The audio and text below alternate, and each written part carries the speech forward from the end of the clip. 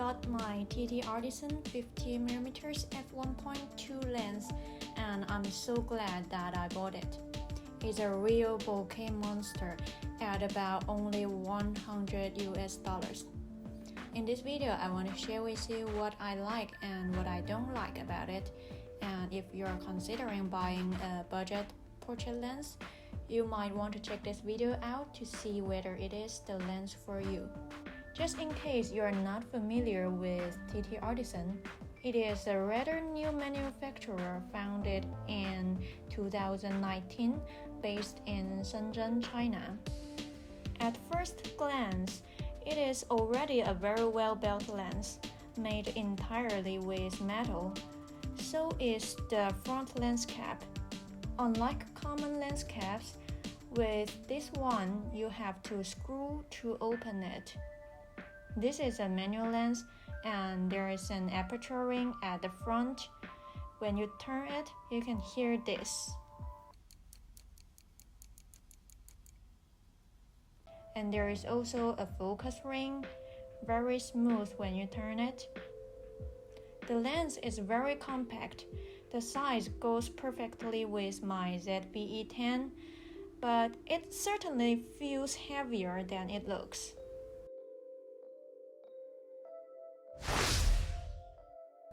The largest aperture of this lens is f1.2, which is super helpful in low light environment as well as in creating the beautiful bokeh.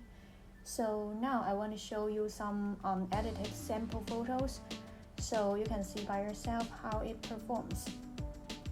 With a large aperture, it's really easy to create big beautiful bokeh light. Here is a comparison of TTArtisan with my Sony A10-105mm lens. You can easily see the difference in the bokeh size when you shoot wide open.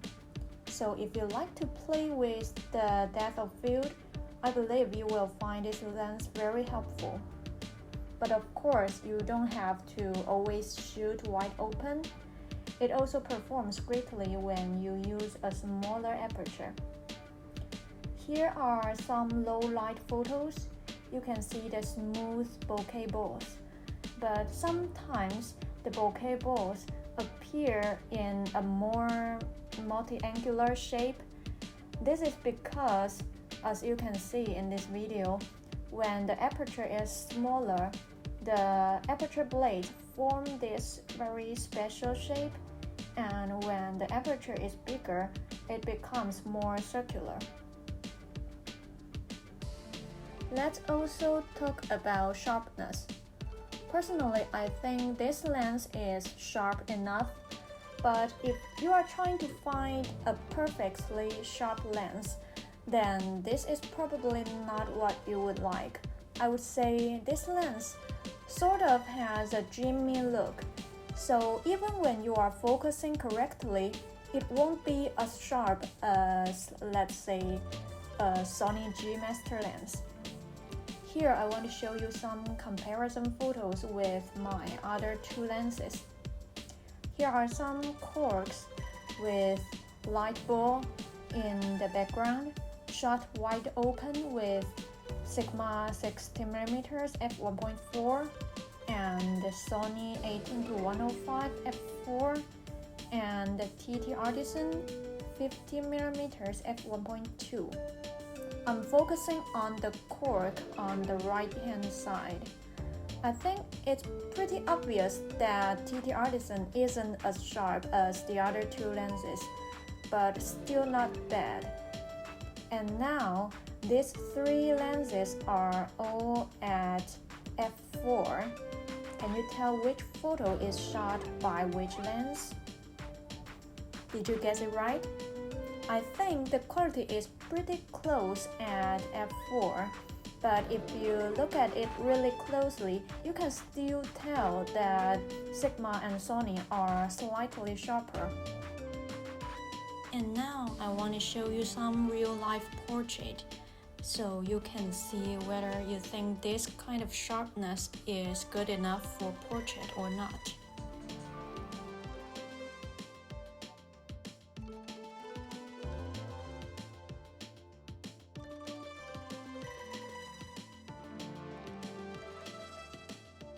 Another reason that I love this lens so much is that it has its own character.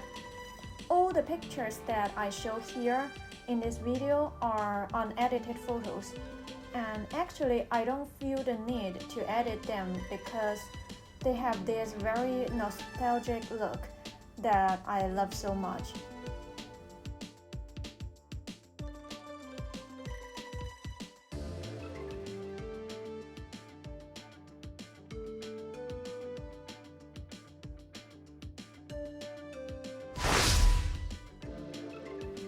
So, is it difficult to use manual focus with TTArtisan 50mm F1.2?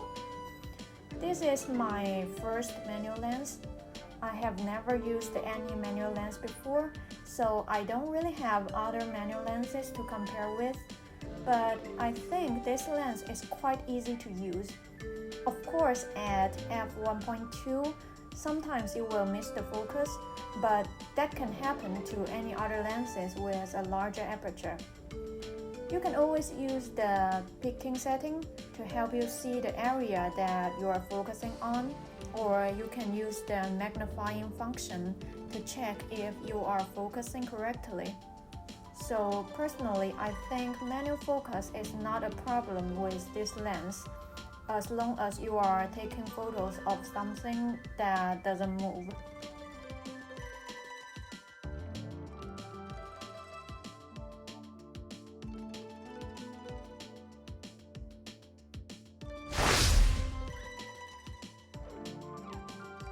I think it depends on what you use this lens and this camera for.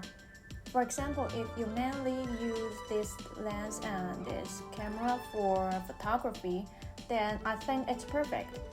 But if you mainly use them for videos, then I probably won't recommend this lens because neither of them have in-body stabilization. And normally, when you use a lens without stabilization, you can easily fix the shaking by editing in Catalyst Browse. But this lens and any other manual lenses are not supported by Catalyst Browse.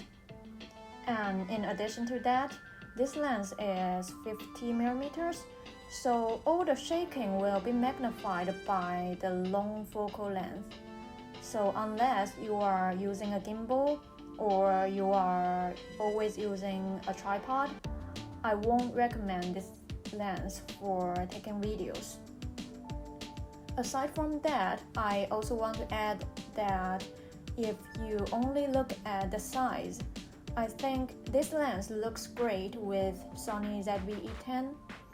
They are both so tiny and so easy to carry. And if you put a larger lens on this camera, it kind of loses the point of buying such a small camera. Is TTArtisan 50mm F1.2 worth the money? Yes, it certainly is. There are not a lot of lens manufacturers who make fast lenses like F1.2, and if you look at lenses with such a large aperture and such a great quality, normally you will have to spend at least $300 or $400. Before I bought this lens, I was very certain that if I'm going to buy a portrait prime lens, it's definitely going to be Sigma 56mm f1.4 because it is like the universally recognized the best portrait lens ever. But the last time I checked, the Sigma 56mm lens cost about $400, and I asked myself, is the Sigma lens 4 times sharper or 4 times better than this TTArtisan lens? Well, I don't think so. But of course, it's not really a fair comparison because the Sigma lens has autofocus and this TTArtisan doesn't.